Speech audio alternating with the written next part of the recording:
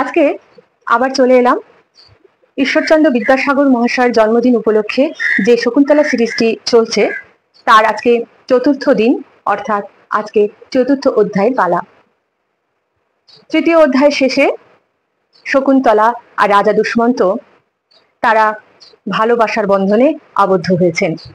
এবার চতুর্থ অধ্যায় শুরুতে দেখছি যে তারা গান্ধর্ব মতে বিবাহ সম্পন্ন করেছেন এবং কিছুদিন রাজা দুষ্মন্ত সেই তপবনে মহর্ষি কর্ণের কুটিরে কিছুদিন শকুন্তলার সাথে দিন যাপন করলেন। মহর্ষি কর্ণ এখনো সোমতীর্থ থেকে ফেরেননি। অনুসূয়া, প্রিয়ংবদা আর শকুন্তলা সেই পিসি গৌতমীর তত্ত্বাবধানেই এই কুটিরে রয়েছেন।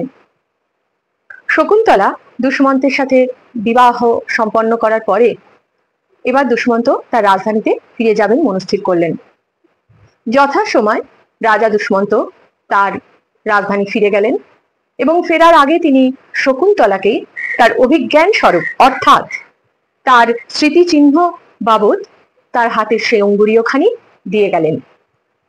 শকুন্তলা সেটিকেই রাখলেন, আঁকলে যত্নে রাখলেন। এইভাবে দিন যায়, মাস যায়, বছর যায়। কিছুদিন অতিক্রান্ত হবার পর একদিন অনুসূয়া, প্রিয়ংবদা একটু দূরে, কুটির থেকে একটু দূরে তারা পুষ্প চয়ন করছে, অর্থাৎ ফুল তুলছিল গাছ থেকে। আর শকুন্তলা কুটিরে বড্ড মন মরা হয়ে রাজার শোকে শোকাতুর হয়ে বসে আছেন। অনেকদিন হয়ে গেল, রাজা দুষ্মন্ত এখনো শকুন্তলাকে নিয়ে যাওয়ার কোনো পরিকল্পনা করলেন না, বা শকুন্তলাও রাজার এখনো দেখা পেলেন না।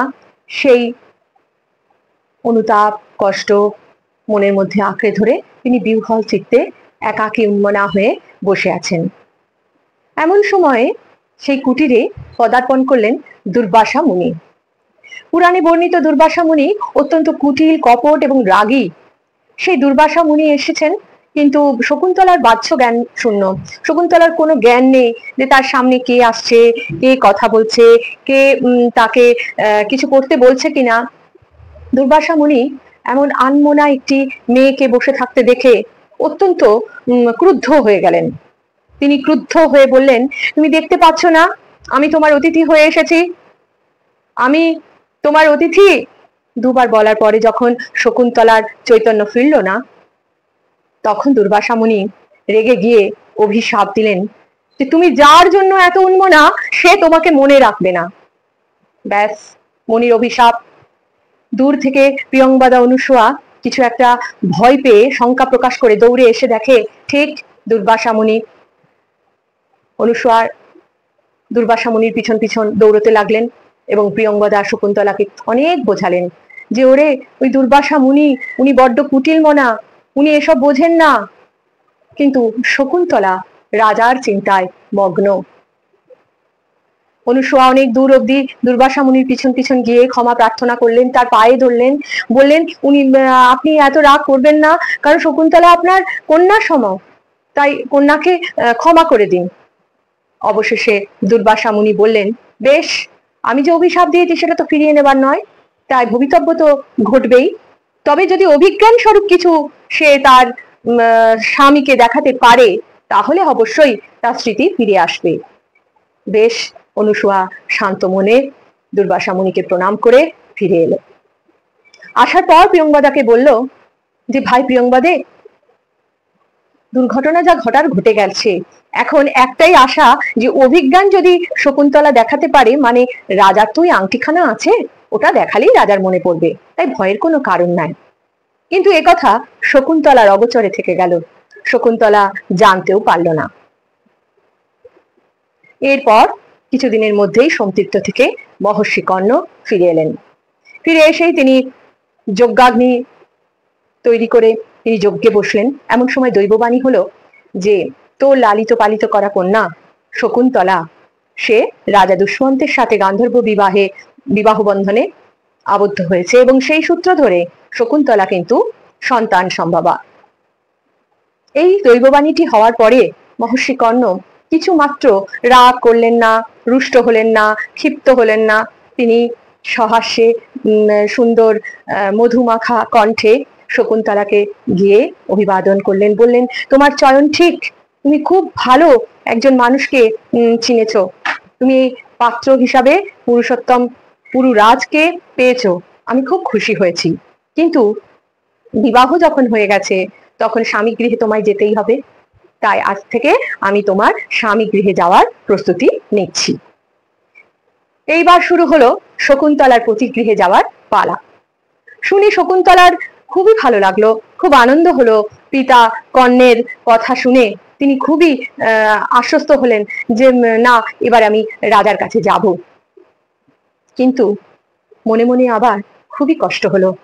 বিদ্যাসাগর মহাশয় সেই 150 বছর আগে সে বাঙালি ঘরের মেয়েটি যেমন পিত্রালয় ছেড়ে স্বামী গৃহে যায়, ঠিক সেই বর্ণনাটা, সেই চিত্রটা একদম নিখুঁত ভাবে এই শকুন্তলা উপাখ্যানের মধ্যে বর্ণনা করেছেন বাংলা ভাষায়। বড় সুন্দরভাবে চিত্র রচনা করেছেন তিনি। যে একটি মেয়ে, সে যেখানে বড় হলো, তার সঙ্গী সাথী, ভালো লাগা মন্দ লাগা, তার পিতৃগৃহ, তার নিজের আপন জন বলতে যা কিছু আছে সমস্ত ছেড়ে দিয়ে, সেই পরিবেশটা ছেড়ে দিয়ে তাকে এবার যেতে হবে স্বামী গৃহে। তাদের সেই নতুন একটি পরিবারে যেতে হবে, যে পরিবারের সুখ দুঃখের সঙ্গে তাকে নিজের সুখ দুঃখ মনে করে সেই সমস্ত অংশ নিজের মাথায় করে নিতে হবে। সেই চিত্রটি এখানে ফুটে উঠেছে ছত্রে ছত্রে। মহর্ষি কর্ণ শকুন্তলার পিত্রালয়ে যাওয়ার সব তৈয়ারি করবার সময় দুজন ঋষি কুমারকে ডাকলেন। তারা শকুন্তলার ভাতৃসম, তাই তাদেরকে ডাকলেন। তারা হচ্ছেন সাঙ্গরব আর শারদত্ত। এই সাঙ্গরব আর শারদত্ত দুজনকে দায়িত্ব দিলেন মহর্ষি কর্ণ যে শকুন্তলাকে সঙ্গে করে তার স্বামী গৃহে রাজা দুষ্মন্তের কাছে নিয়ে যেতে হবে। সেই হিমালয় তীরবর্তী একটি তপবন, মালিনী নদীর ধার থেকে রাজা দুষ্মন্তের রাজধানী, এতটা পথ যাবে। তাই শকুন্তলাকে প্রিয়ংবদার অনুসূয়া মনের মতো করে সাজিয়ে দিচ্ছে। রাজার বাড়ি যাবে, স্বামী গৃহে যাবে, তাই তাকে মন ভরে যতনে সাজিয়ে দিয়েছে। এবার যাওয়ার পালা। শকুন্তলা ছলছল চোখে মহর্ষি কর্ণ, গৌতমী পিসি, তার সখীদের বলছে যে ভাই, আমার মন এমনি আনন্দিত হলো রাজা দুষ্মন্তের কাছে যাব, স্বামী গৃহে যাব বলে, কিন্তু অন্যদিকে মনটা আমার চূর্ণ বিচূর্ণ হয়ে যাচ্ছে। এই তপবন ছেড়ে যেতে আমার মন চায় না। তখন তার সখীরা বলছে ভাই, তোর মন চায় না, তপবন কি তোকে ছাড়তে চায়?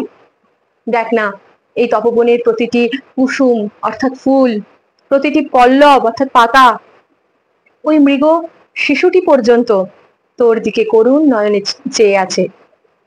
কেউ তোকে ছেড়ে যেতে চায় না, ছাড়তে চায় না, কিন্তু কি করবি বল? বিবাহ সূত্রে আবদ্ধ হয়েছিস, তোকে তো স্বামী গৃহে যেতেই হবে। এইভাবে সখীদের সঙ্গে মনের কথা বলতে বলতে মহর্ষি কর্ণকে প্রণাম করে পিতার কাছ থেকে বিদায় নেওয়ার সময় মহর্ষি কর্ণের চোখেও যেন জল। মহর্ষি কর্ণ অনুভব করছেন যে আমি তো ঋষিবর, আমি তো মুনি, আমি তো সংসারী মানুষ নই। না জানি এই কন্যা বিদায়কালে সংসারী মানুষের মনেও কি এরকম হিল্লোলি বয়ে যায়? এ বড় বেদনার, এ বড় কষ্টের। সেই মহর্ষি কর্ণ চিরন্তনী বাঙালি পিতা। এইবার পিসি গৌতমী তাড়া দেয়, বলে চল চল, তাড়াতাড়ি চল, এই বেলা চল, অনেকটা দূরের পথ যেতে হবে। এইভাবে যখন সকলেই যাওয়ার জন্য উদ্যত, তখন হঠাৎ শকুন্তলার আঁচলে পড়ল টান। কে টেনে ধরলো শকুন্তলাকে? তখন শকুন্তলা ঘাড় ঘুরিয়ে দেখছে যে সেই সন্তান সম্ভবা মৃগটি তাকে পরম যত্নে খাওয়াতো, তাকে পরম যত্নে লালন পালন করেছে, আর সে মা হতে চলেছে। তাই শকুন্তলা তার কাছ থেকেও বিদায় নিল, প্রতিটি তরু বরের কাছ থেকে বিদায় নিল। মাতৃহারা মৃগ শিশুটির চোখে জল দেখে তার মুখেও কুশাগ্র তুলে দিয়ে তার কাছেও বিদায় নিল শকুন্তলা।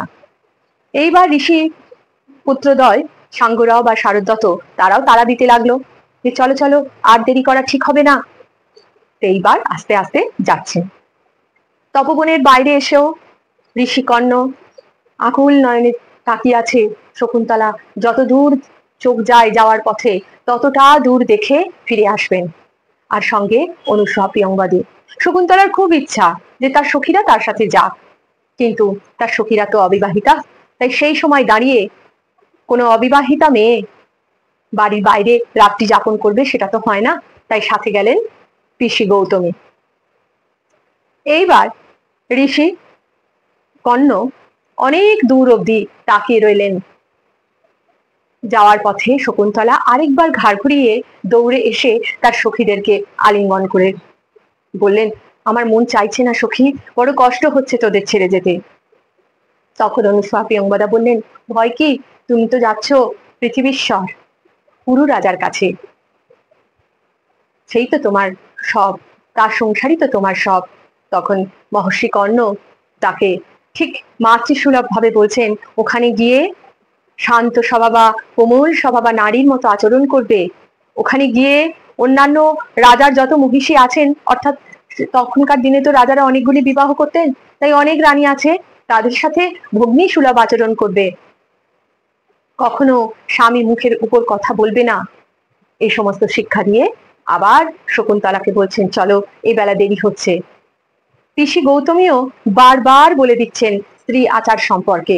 অবশেষে মহর্ষি কর্ণ পিতার সেই আবেগ ঘন চিত্ত নিয়ে ঋষিকুমারদের বলছেন, এই পত্রখানা রাজাকে দিও আর বলো, আমার কন্যাকে তার কাছে পাঠালাম, তার গৃহে পাঠালাম, আমার কন্যাকে যেন অতি যত্ন করে রাখে।